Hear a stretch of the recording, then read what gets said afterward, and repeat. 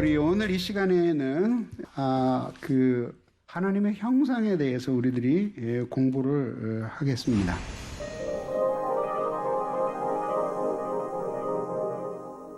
예수 그리스도께서 성육하신 이유를 크게 세 가지를 들고 있는데, 우선 첫째로 우리 죄를 속죄하시기 위해서 예수 그리스도께서 이 세상에 오셨습니다.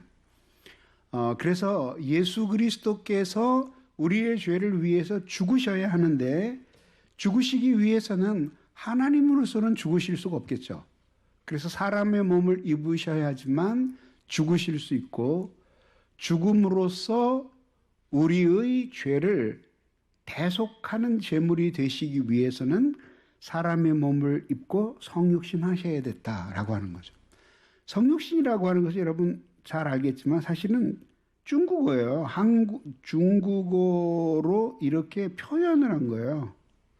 그래서 뭐냐면 육신을 이루었다 뜻이죠.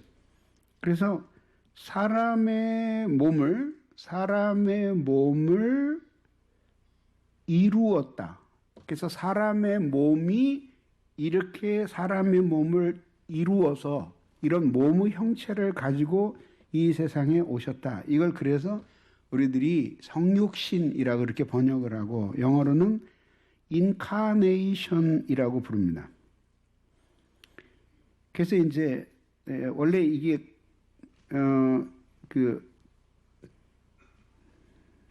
카네이션은 요게 고기 살이라는 뜻이에요. 요거는 인이고, 그 다음에 고기 살을 입었다, 이렇게 이제 의미로서 인카네이션이라고 이렇게 불러요. 꽃 카네이션하고는 아무 상관이 없어요. 그래서 그렇게 사람의 몸을 입고 오신 것은 우리의 죄를 위해서 대신 죽으시기 위함이었다. 자, 두 번째, 하나님을 보여주시기 위함이었다. 자, 무슨 뜻일까요? 예수 그리스도께서 이 세상에 오신 것은 하나님을 보여주시기 위함이었다. 하나님은 눈에 보이는 물질이 아니시기 때문에 결국은 하나님의 성품이 우리에게 드러나야 되는데, 그 하나님의 성품을 우리에게 보여주시기 위해서 사람의 몸을 입고 이 세상에 오신 거죠. 그러니까 보이지 않는 하나님이 우리를 어떻게 사랑하고 우리 인간을 향해 어떤 마음을 가지고 계신지를 예수님이 사람의 몸을 입고 인간과 함께 인간이 하는 것처럼 똑같이 기뻐하고 슬퍼하고 아파하고 눈물 흘리고 가슴 아파하고 하는 이 희로애락의 모든 과정을 통해서 사람들에게 보이지 않는 하나님의 사랑을 볼 수 있는 예수의 인격으로 우리에게 보여주신 것이다. 두 번째요. 그 다음에 마지막 세 번째는 참 사람을 보여주시기 위해서요. 자, 이것은 무슨 뜻일까요? 예수님은, 그림을 그리자면 예수님은, 여기 이렇게 예수님이 계시면 예수님은 하나님을 여기 이렇게 인간들에게 이렇게 하나님이 어떤 분인지를 이렇게 보여주고 싶으셨고, 그 다음에 또 모든 인간들은 아무도 인간답게 사는 사람이 없잖아요. 무슨 뜻이냐면 참 하나님이 의도하신 인간의 모습이 이런 모습이라고 하면, 실제 인간이 살아가는 모습은 이런 식밖에 안 되잖아요. 그러니까 예수님이 이런 참 인간의 모습이 무엇인가 하는 것을 보여주시기 위해서, 그래서 사람의 몸을 입고 오셔서 이 인간들이 진짜 하나님이 의도하신 그 인간의 모습이 무엇인지를 예수님께서 이렇게 보여주시기 위해서 사람의 몸을 입고 오신 거야. 그러니까 이 세 가지는 항상 잊어버리지 말아야 돼요. 첫째는 같이 읽어봅시다. 시작.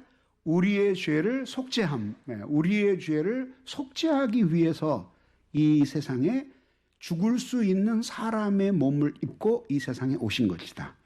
두 번째는 시작. 하나님을 보여줌. 하나님의 성품.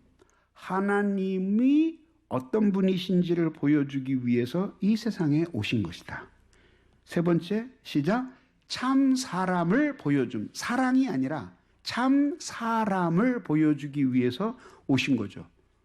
이렇게 해서 보이지 않는 하나님의 사랑은 예수 그리스도의 인격을 통해 나타나게 되었고, 이제 예수 그리스도를 통해서 우리가 하나님이 어떤 분이신지를 아는 확실한 길이 열렸기 때문에 신약 성경에서 그렇게 예수 그리스도를 향한 사랑으로 하나님을 향한 사랑을 대신하는 거죠. 제가 처음에 예수를 믿고 청년이었을 때 가르쳐주는 사람 먹고 되게 궁금한 게 그거였어요. 뭐냐면 나는 하나님을 믿으려고 왔는데 성경은 너무 여러 곳에서 그리스도를 사랑하라고 가르치는 거야. 그래서 도대체 이 그리스도를 사랑하는 것이 하나님을 사랑하는 것과 어떻게 연결되는가? 왜 하나님을 믿으려고 왔는데 예수 그리스도를 사랑하라고 가르치는가? 굉장히 혼란스러웠어요. 이게 시간이 많이 흐른 후에야 이런 사실들을 깨닫게 된 거죠. 자, 좀 더 설명을 아까 이미 다 설명을 했어요. 그렇지만 이해하기 쉽게 하기 위해서 이렇게 그림을 그려봤어요. 자, 우리가 여기 인간이 죄인이고 그렇죠? 예. 죄를 지은 것에 대해서는 어떻게 하든지 속함이 있어야죠. 속함.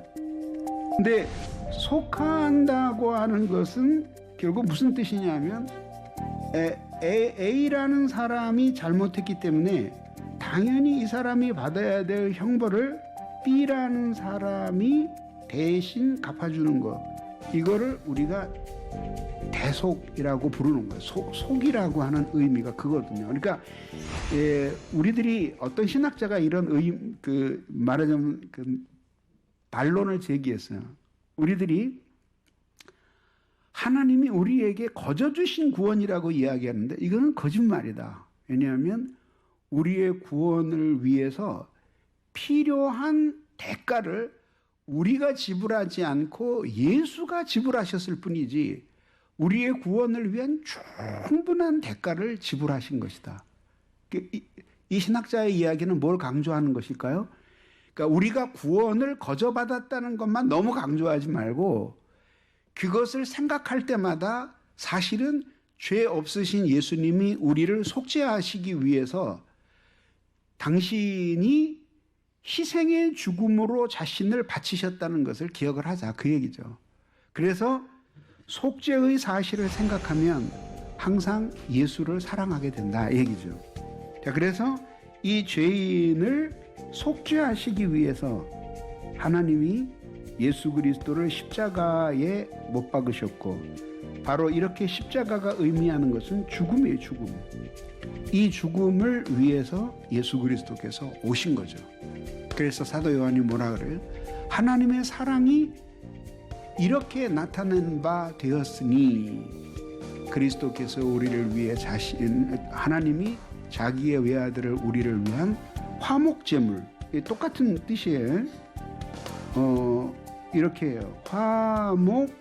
화목제물이라고 하는데 속죄와 화목제물이 무슨 상관이냐면 속죄는 죄와 관련시켜서 이야기하는 거고 화목이라고 하는 것은 그러한 속죄의 결과를 이야기하는 거예요. 그러니까 무슨 뜻이냐면 불화해진 하나님과 우리 사이가 다시 화목해지기 위해서는 무엇인가 해결돼야 될 것이잖아요. 그것이 죄고 그것을 우리 자신은 죄를 지을 수 있는 능력은 있지만 죄를 해결할 수 있는 능력은 없는 자기 자신이. 그래서 예수 그리스도께서 우리를 위해서 속죄의 피를 흘려주신 것이죠. 자, 두 번째는 하나님을 보여주는 거예요. 그것도 아까 설명을 했는데 그것이 뭐냐면 하나님의 성품이에요. 혹은 이것을 속성이라고 불러요. 네.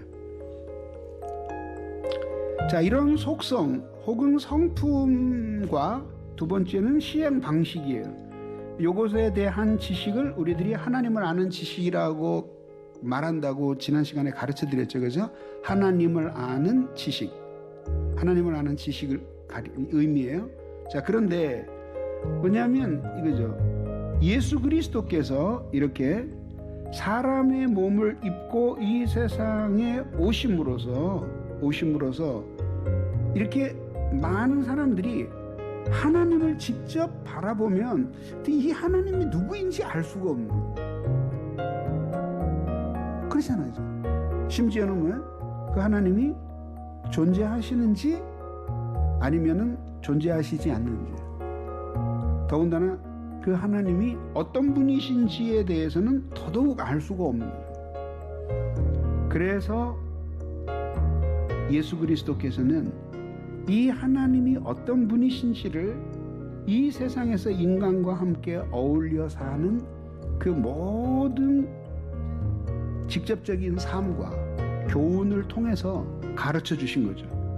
그래서 이렇게 사람들이 함께 사랑하며 살아가야 할 인간의 본분을 교회에서 배우도록 가르쳐 주신 거예요. 그래서 예수님은 직접 보아서는 알 수 없는 하나님을 보이는 자신의 인격 안에서 가르쳐 주어 하나님을 향해 살게 하시기 위해서 예수 그리스도께서 사람의 몸을 입고 이 세상에 내려오신 거죠. 자, 세 번째, 사람을 보여주기 위해서는, 자, 그 뭐냐면 예수 그리스도께서 우리를 위해 십자가에서 죽으셨는데 죽기 전까지 사람으로 이 세상에서 사셨죠, 그죠? 사람의 몸에서 태어나고 사람에 의해 양육되고 교육받고 성장의 과정을 모두 거치면서 예수님은 참 사람의 길을 걸으셨어요. 자, 그러면 예수님도 마찬가지 아니겠어요? 어렸을 적에 부모와 관계를 맺고 그 다음에 친구와 이웃과 형제들과 이런 관계를 다 맺으면서 인간이 가지고 있는 문제가 무엇인지를 몸소 다 배우셨어요. 이것을 순종을 배운 것이라고 히브리서가 이야기하죠. 순종을 할 줄 몰랐는데 배우셨다는 뜻이 아니라 사람의 몸을 입고 이 세상에 오셔서 정말 인간이 순종하며 사는 것이 무엇인가 하는 것을 예수님이 사람의 몸을 입고 체득하신 거죠. 그래서 예수님은 우리 인간이 있는데 이 인간이 하나님은 이런 사람이기를 기대하시는데 항상 이런 인간이 못 돼요. 그런데 이런 인간이 확실하게 되었을 때의 인간이 어떤 모습인지를 예수님이 사람의 몸으로 보여주신 거죠. 그거를 보고 모든 사람들이 하나님을 향하여 우리 인간이 어떤 존재로서 살아야 될 것인가 하는 것을 배우게 된 거예요. 그래서 예수님이 사람의 몸을 입고 이 세상에 오셔서 우리에게 참 사람의 길이 무엇인가 하는 것을 보여주는 것이죠. 우리가 속죄의 제물이 되기 위해서 죽으신 그 죽음은 우리가 본받을 수 있을까요? 없을까요? 불가능하죠. 그죠? 예수님만 하실 수 있는 일이고, 그렇지만 이제 신자들은 예수님처럼 완벽하게 보여줄 수는 없지만 하나님이 어떤 분이신지 또 참 인간이 어떠한 존재가 되어야 하는지를 부족하지만 다른 사람들에게 보여줄 수 있도록 그 목표를 계승하면서 살아야 합니다.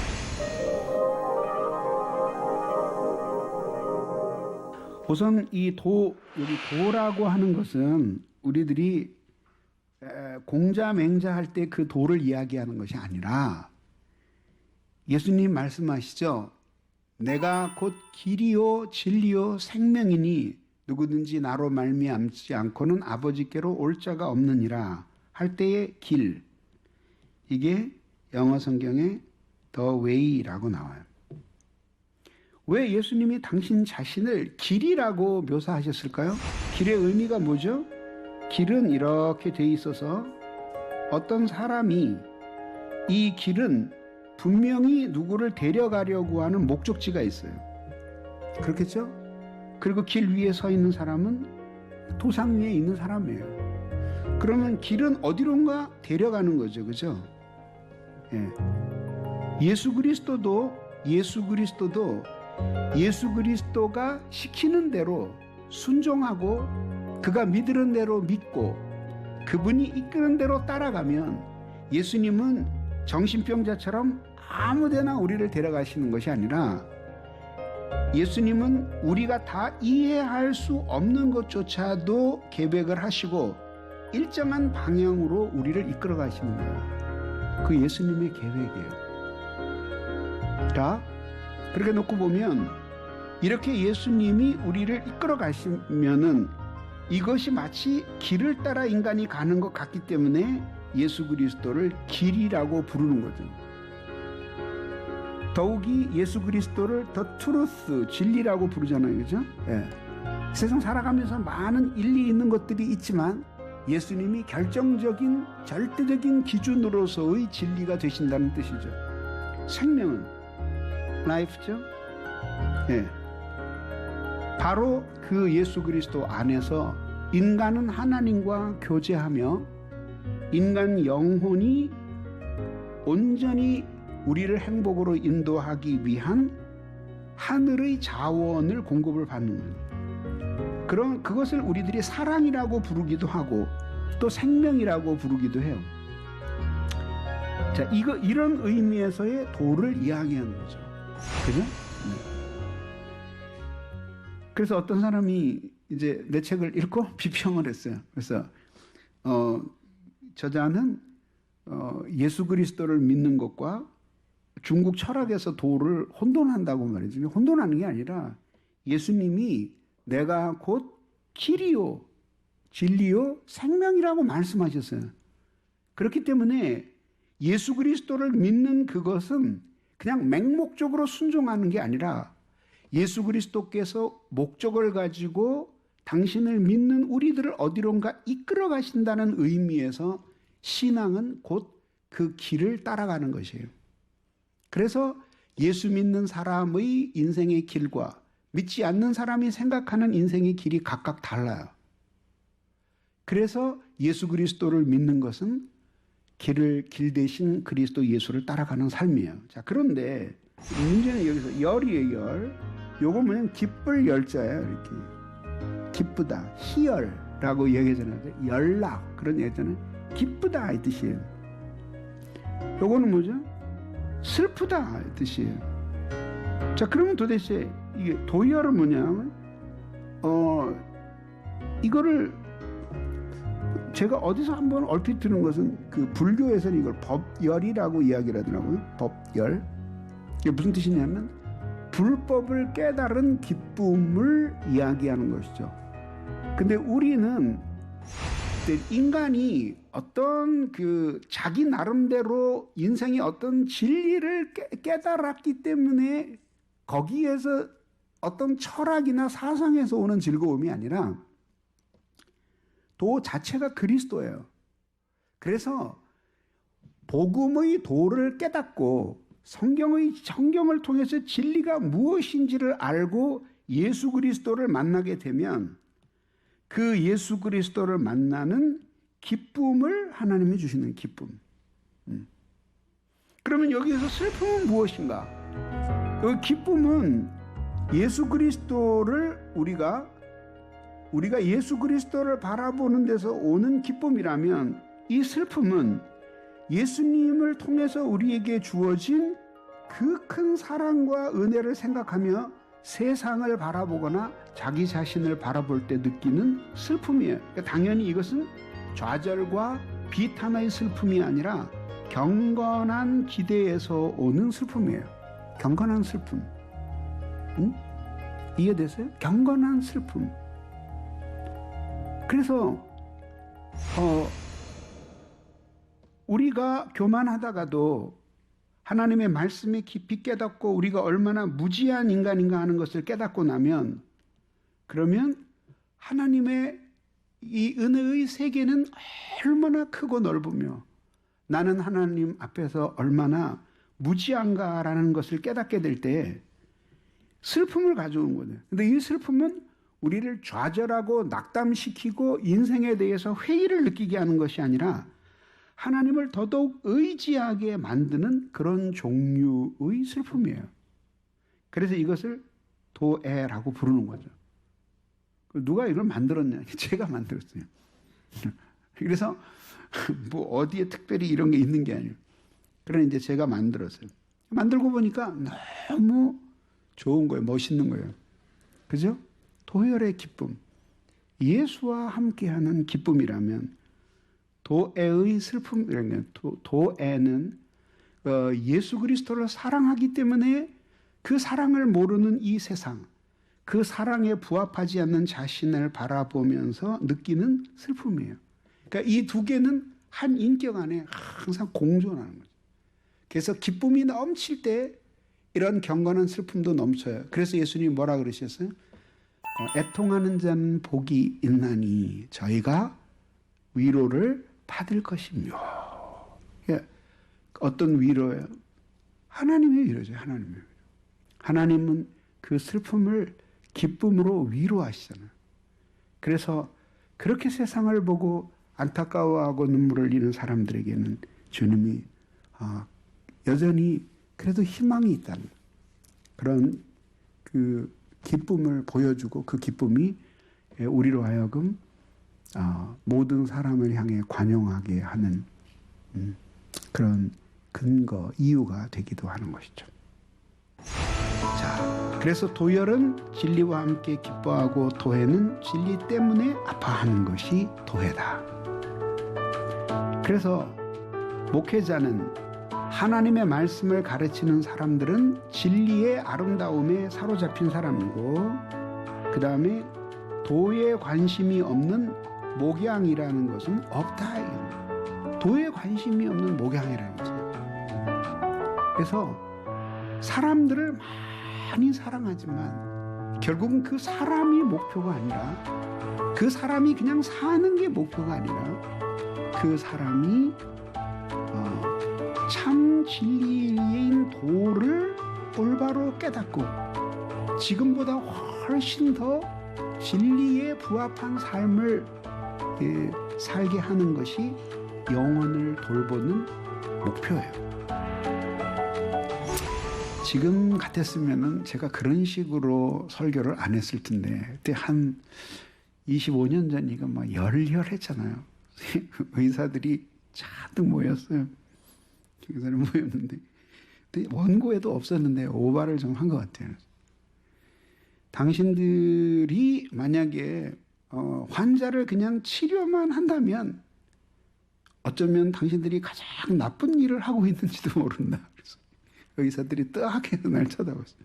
이게 뭐냐면, 그 중에는 진짜 나쁜 사람도 있는데, 응? 잘 치료해서 살려내면 이 사회의 악이 얼마나 증폭되겠느냐. 여러분도 썰렁하죠? 그래서 핵심은 뭐였냐면, 그렇게 육신이 연약해서 온 사람들을 육신의 질병만 고치는 데에 몰두하지 말고 하나님이 주신 기회라고 생각을 하고 이 사람들이 신앙적으로 변화되도록 이 사람들의 영혼을 위해서도 힘쓰는 의사들이 되라. 그런 식으로 이렇게 마지막 끝맺음은 은혜로웠어요. 근데 중간이 좀 이상했죠, 그죠? 근데 결국은 도에 관심이 없는 목양입니다. 영혼들을 돌보는. 목양을 하는 사람이 진리에 관심이 없어요.